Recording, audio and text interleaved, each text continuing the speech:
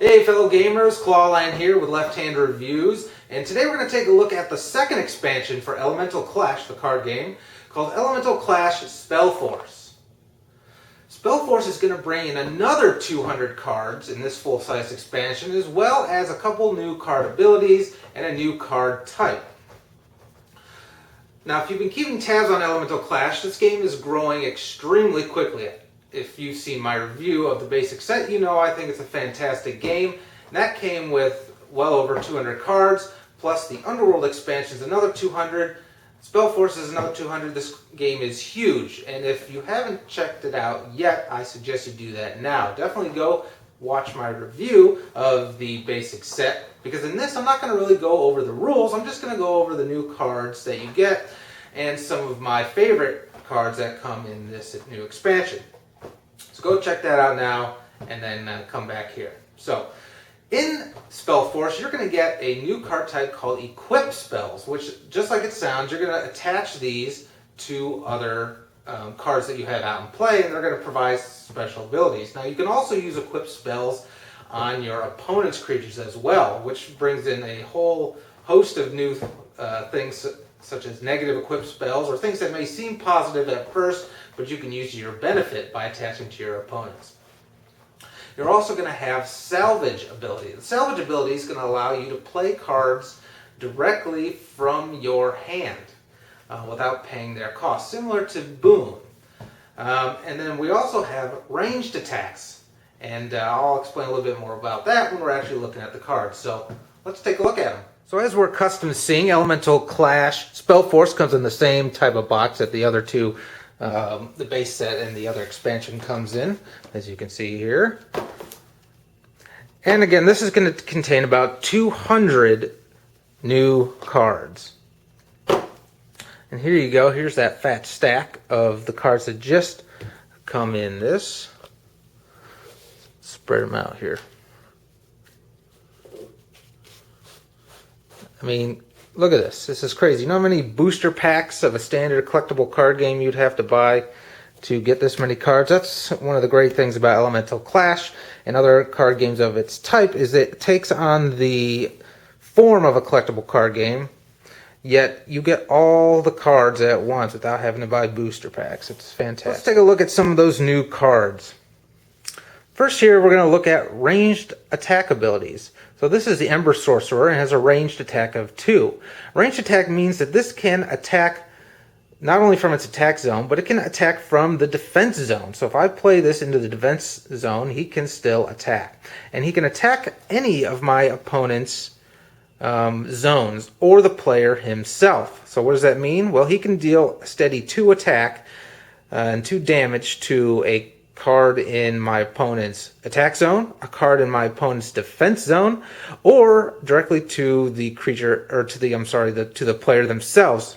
And remember, I said all zones, so that includes the Element Stone zone. So if a player has played a creature to their Element Stone pile, this Ember Sorcerer with his ranged attack could pick them off, provided, of course, they have a defense of 2 or less. So these ranged attacks are so powerful because you can keep them sitting pretty back in your defense zone and just keep picking off your opponents. So they can be a real pain in the butt for anybody who tries to oppose you. So love the ability. Here's another one, Lightning Dragon. And that's another thing about Spellforce, is it's going to bring in the dragons, and of course Andreas Probst, the designer, doing all the artwork on these, and the dragons are just really neat. So here we have the Lightning Dragon. It has Quick Attacker, which of course means that as soon as you bring it into play on an Element Stone pile, it can attack. And it also has a ranged attack of 2, just like that Ember Sorcerer. Very powerful card. And here we have the Fire Dragon, a 4/3 creature, and it says destroy one of your Mars stones, which are the red fire stones.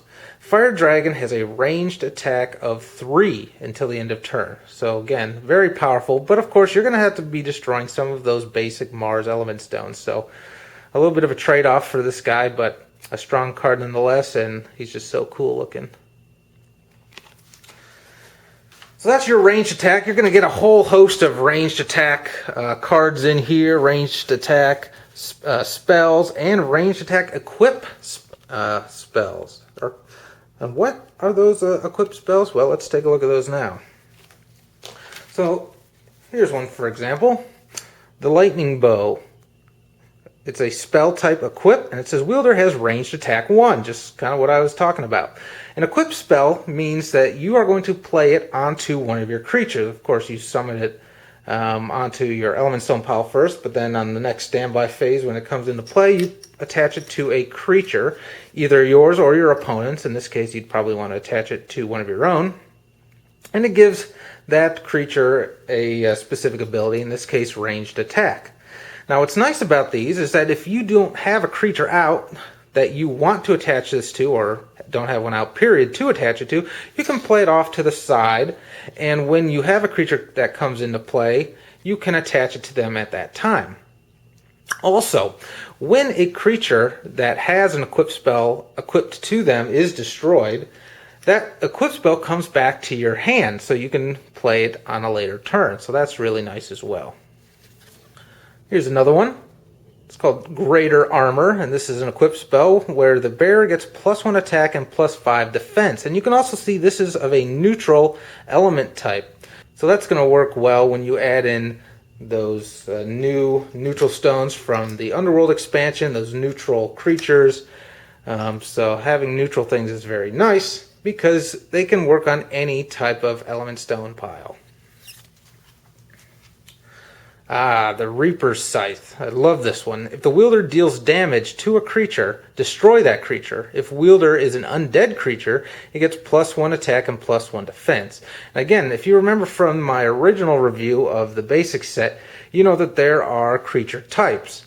And so there are a whole host of them that are undead. There's dragons and there's golems and etc. So you're going to start seeing, I'm sure, a bunch of spells and abilities that target specific types, and here's one of them.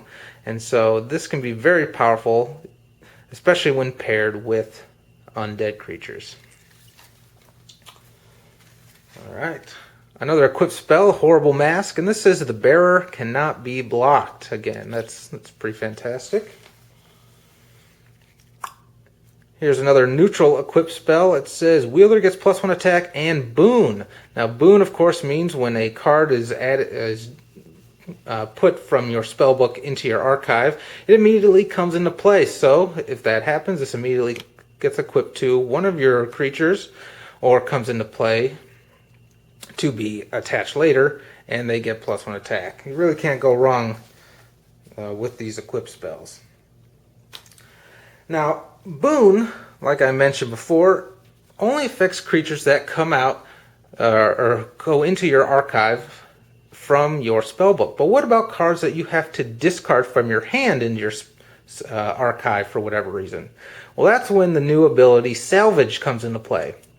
Salvage basically means when a card is placed from your hand into your archive, it immediately comes into play instead of going into your archive. So, for example, the neutral element producing Salvager stone will come into play as a result of a salvage. Now, how or why or when would this happen? Well, let's take a look. Let's say you have this permanent spell in play. Whenever you play a fire spell, draw 2 cards and then discard 1 card from your hand. So, this is nice because you're going to be constantly adding cards to your hand, but you're going to have to discard a card. Well, if you happen to discard a card with Salvage from your hand, for example, the Salvager Stone, it's instead going to go immediately into play. So pairing cards like this is a fantastic way to get a lot of cards out onto the board quickly, and at the same time expanding your hand. Here's another Salvage ability card, and it's called Flowering Wall. It's really a defensive creature. It says cannot attack, and during your end phase, put the topmost card from your archive on top of your spellbook. And that, of course, has Salvage, as I mentioned. Now, that's going to be really nice to have because you're going to be essentially adding life to your Salvage. It's almost like a healing potion, because remember, when everything from your spellbook is discarded, you lose. So you're going to be constantly putting cards from your archive back into your spell book and prolonging your life and hopefully getting some nice cards back. So, and again, here's another card called Fiery Bolt. It's a spell that says deal 3 damage to target creature or player, and again, that's a salvage effect. So if you're pairing this with cards that force you to discard from your hand, those salvage cards are absolutely essential and very powerful. Finally, I just want to take a look at some other cards that are really fun with this particular expansion. First of which is Forge. Forge is a spell that says search your spellbook for a neutral equip spell and attach it to the target creature. Shuffle your spellbook afterwards. So again, you can have a lot of nice equip spells in there, and there's a ton that come in with this expansion. And with spells like Forge, you can get those out really fast. You can search through your deck for specific ones, get them out, and really put the hurting on your opponent. Here we have Restock. Put top 3 cards from your archive under your spellbook in any order, and this has Salvage. So this is like gaining 3 cards, 3 life every time you play a Restock. This is an awesome card, and I think it's absolutely essential for any Boon and Salvage deck. Here we have our Earth Dragon. You can see this has an X for its attack power, and that's because X equals half the number of Venus stones you control rounded up. So that's kind of a new type of card in the expansion. So if you have a whole bunch of Venus stones out, your Earth Dragon can be pretty powerful. Scavenge. So this says put any 3 cards from your archive on top of your spellbook in any order, then draw 1 card. Again, a great card to play later in the game when you have a lot of cards in your archive that you want to get back into your hand and back onto your deck. And finally, just one more card that I really like is Mercury's Vice. It's a permanent spell, which means it stays in play until destroyed. And it says whenever a player plays a spell, neutralize it until its caster destroys one of his or her element stones. So what a neat card to have.